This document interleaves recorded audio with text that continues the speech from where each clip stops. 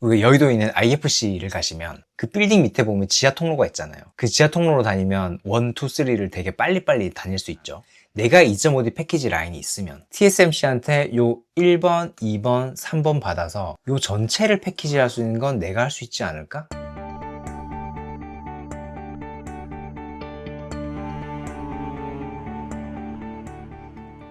안녕하세요. 한 주간의 테크 이슈를 정리해드리는 안석현의 테크나들이 2026년 첫 번째 시간 시작하겠습니다. 오늘은 디바이스 소식 하나 하고요. 그리고 반도체 하나, 디스플레이 하나 이렇게 좀 사이좋게 하나씩 준비해봤고요.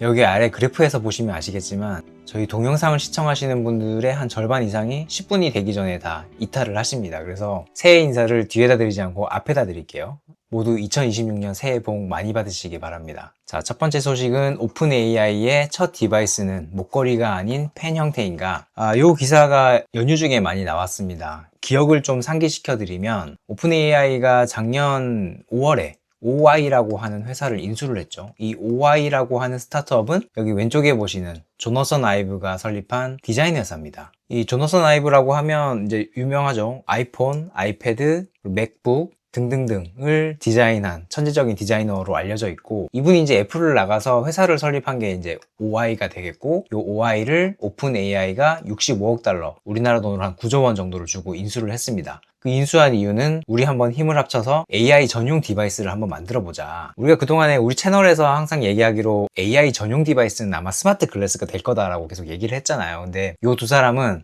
스마트 글래스보다 좀 더 AI에 특화된 디바이스가 있을 거다라고 해서 지금 그 방면을 쫓아가고 있고 2027년 이전에 제품을 내놓는다라고 합니다. 근데 그 제품을 원래는 이제 럭스쉐어라고 하는 중국 회사가 맡기로 했었거든요. 근데 그거를 이번에 폭스콘으로 이전을 한다는 기사가 트렌드포스에 소개가 됐습니다.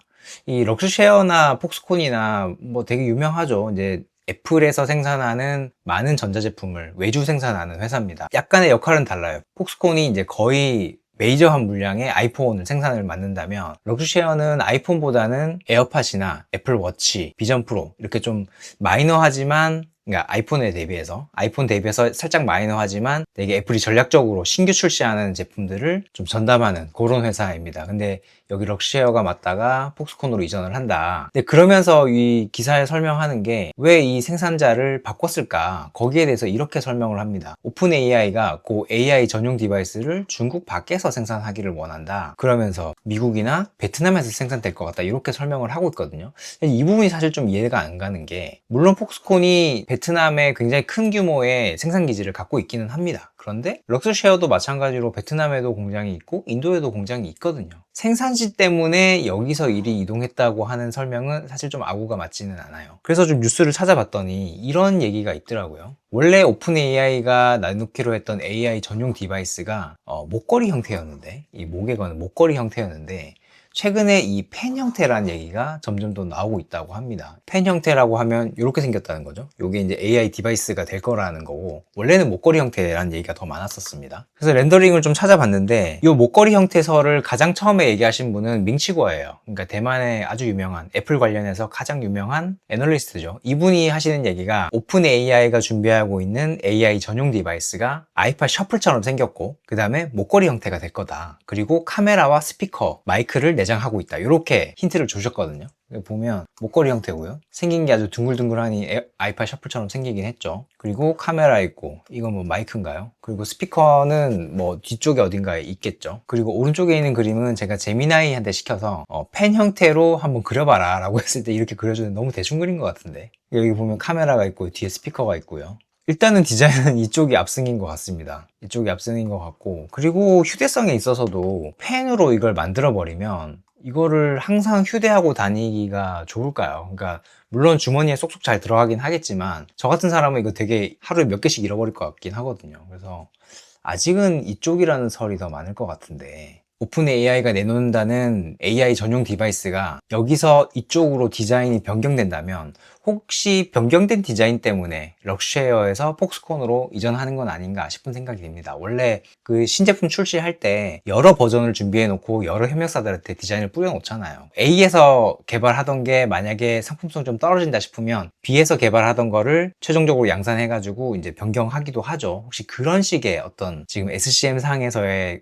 변경이 생긴 게 아닌가 싶은 생각은 좀 듭니다. 일단 2027년에 나온다고 하니까 좀 더 기다려보면 좋을 것 같습니다. 자, 다음은 SK 하이닉스가 미국에 2.5D 패키지 라인을 구축한다는 소식입니다. 이게 주초에 이 기사가 나왔었는데 하이닉스가 미국에 2.5D 패키지 양산 라인을 구축 추진한다. 장소는 이제 인디애나다. 근데 요거는 원래 이제 하이닉스가 전 정권 때, 그러니까 트럼프 전에 바이든이었죠. 바이든하고 이 협의를 통해서 인디애나에다 공장을 짓는 거는 당시에 이제 협의가 됐었습니다. 근데 어떤 라인을 짓겠다고 하는 거에 대해서는 하이닉스나 아니면 미국 측에서 어떤 정보를 흘리지 않았기 때문에 잘 좀 감감무소식이었는데, 그게 이제 지나고 보니 HBM이 들어갈 거다라는 게 좀 어느 정도 나왔고요. 거기에 이제 첨단 패키징이 들어갈 건데 알고 보니 2.5D 패키지라고 하더라 라고 하는 게 요 앞에서 보셨던 기사의 이제 요지인 거거든요.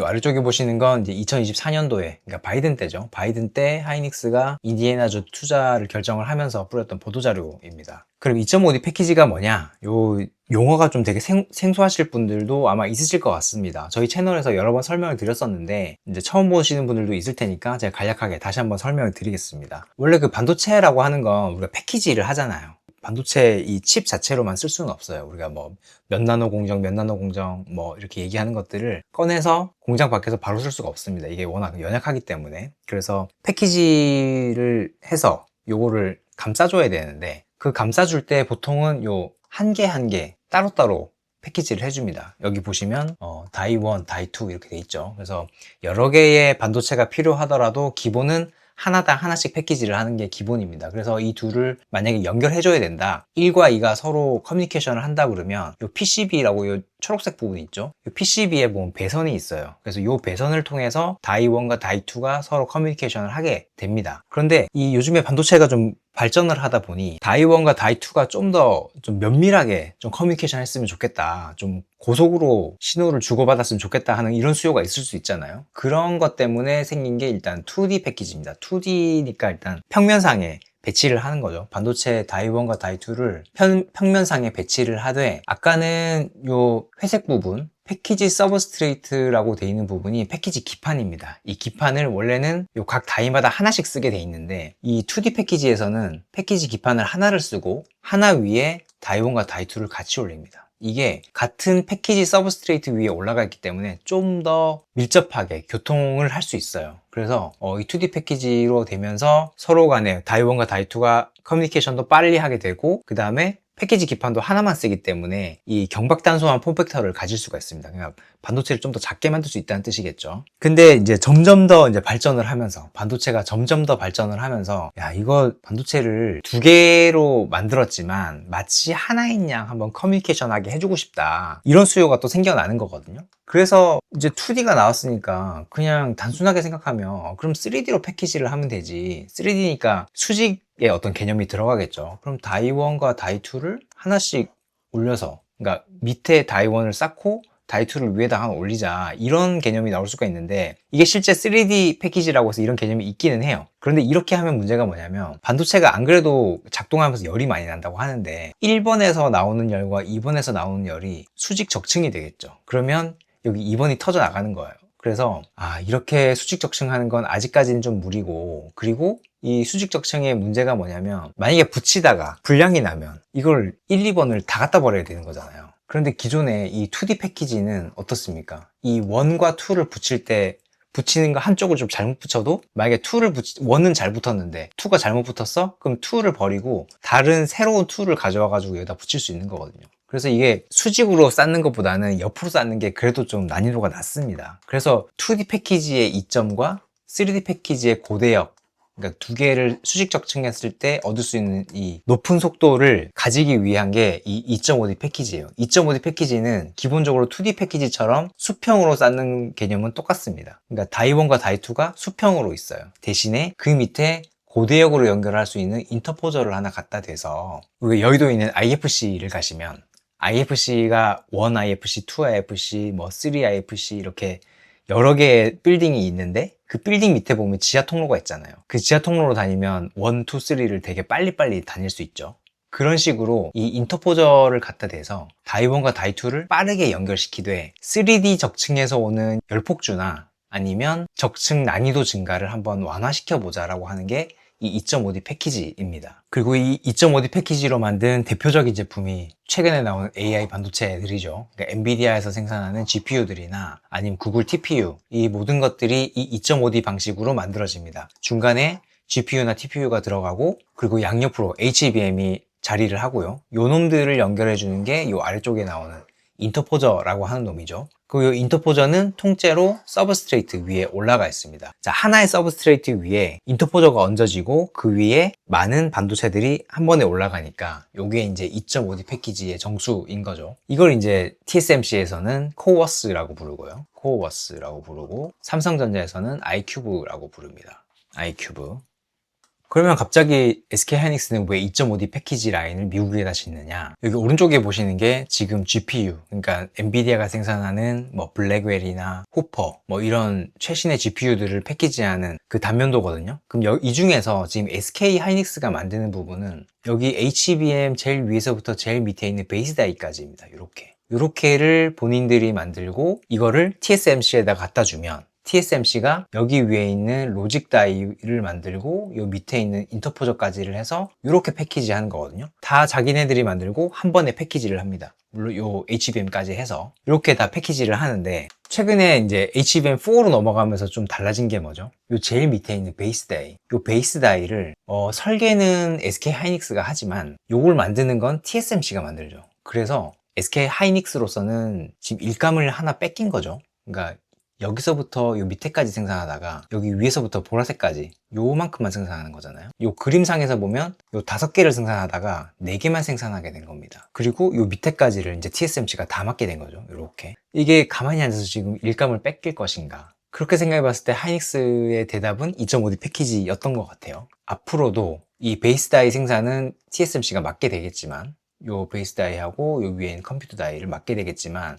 내가 2.5D 패키지 라인이 있으면, 그러니까 TSMC의 코어스나 삼성전자의 아이큐브 같은 솔루션이 있으면 TSMC한테 요 1번, 2번, 3번 받아서 요 전체를 패키지할 수 있는 건 내가 할 수 있지 않을까? 이런 생각을 하는 것 같거든요. 근데 이게 단순히 어떤 일감을 가져온다 요 수준을 넘어서서 이게 엄청난 요즘에 부가가치를 일으키고 있어요. 이게 보시면 TSMC 매출에서 CPU, GPU, NPU, TPU, 뭐 소위 얘기하는 XPU를 만드는데 따르는 매출이 얼마가 되는가를 따지고 봤을 때 2025년, 그러니까 이제 막 끝났죠. 2025년 기준으로 한 22%에서 23% 정도를 그 AI 반도체에서 벌어들입니다. 근데 요 안에서 지금 패키지가 차지하는 비중이 점점점 커지고 있어요. 23년에서 요만큼이었는데 24년 요만큼, 25년에 요만큼인데 이게 지금 보니까 한 5% 정도 되는 것 같거든요. 5%면 TSMC의 연간 매출이 작년에 한 160조 원 정도 되는데 거기에 5%면 8조입니다. 지금 이만큼이 8조예요.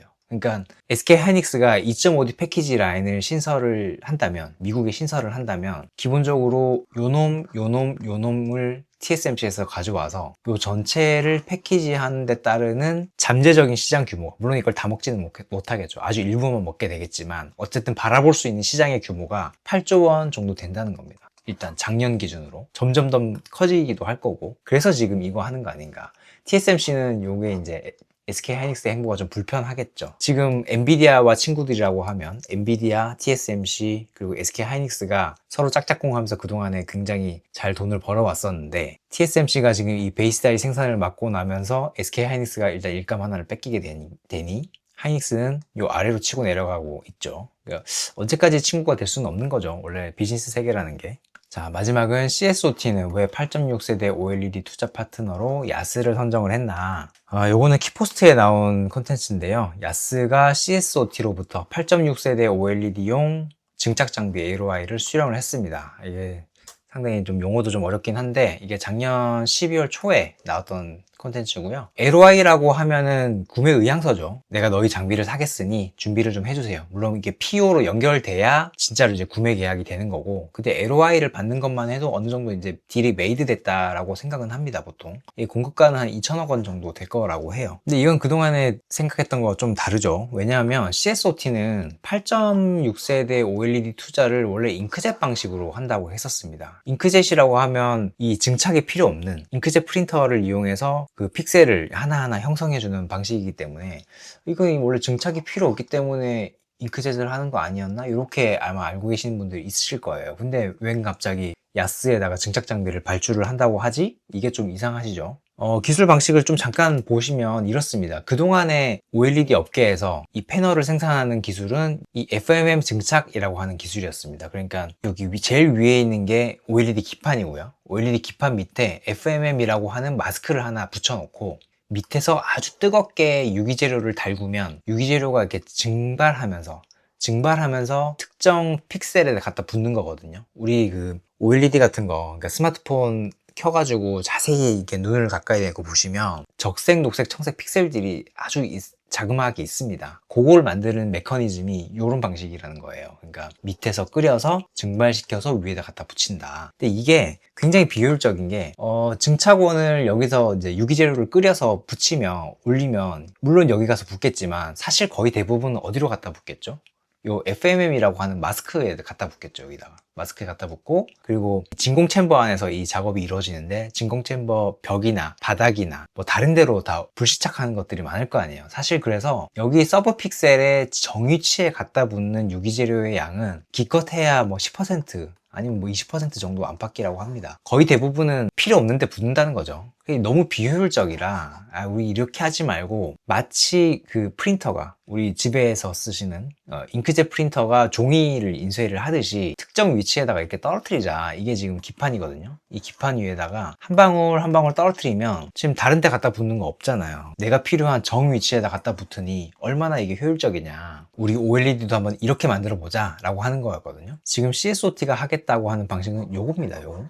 그리고 야스가 공급하는 장비는 요거예요. 근데 이거 하겠다는 회사에 야스가 이걸 왜 공급하지? 라고 하는 거잖아요. 이것 때문입니다. 이 잉크젯을 한다고 하더라도 모든 레이어를 잉크젯을 할 수가 없어요. 우리가 OLED라고 하면 요 제일 밑에서부터 제일 위에까지 몇십 층이 이렇게 적층이 돼 있는 거거든요. 이게 좀 간략하게 써놨지만 이 중간중간에 엄청난 레이어들이 있습니다. 이 레이어들이 있는데 이 중에서 실제 잉크젯을 적용할 수 있는 레이어는 이 제일 밑에서부터 여기까지입니다. 라이트 에미팅 레이어, 그러니까 발광층까지 요만큼만 잉크젯을 실제로 할 수 있고, 여기서부터 요 위로 메탈층까지는 잉크젯이 안 돼요. 왜냐하면 재료의 잉크화가 불가능하기 때문에. 우리가 잉크젯 공정을 보통 뭐 솔루션 프로세스다, 아니면 이 잉크젯 재료를 뭐 솔루블 재료다, 이렇게 보통 얘기를 하거든요. 그 말인즉슨 용해가 잘 돼야 된다는 거죠. 잘 녹아야 된다는 뜻입니다. 잉크화를 해서 잉크젯 프린터 안에서 떨어뜨리듯이 똑똑똑똑 액체가 돼서 떨어져야 잉크젯 프린팅을 할 수 있다는 거지. 근데 요 ETL이나 EIL이나 요 메탈 같은 경우에는 기본적으로 금속 성분이기 때문에 이게 솔루블하지 않다고 해요. 용해되지 않는다고 하거든요. 그래서 요 층은 안 된다. 잉크젯 안 된다. 요 오른쪽에 보시는 게 야스에서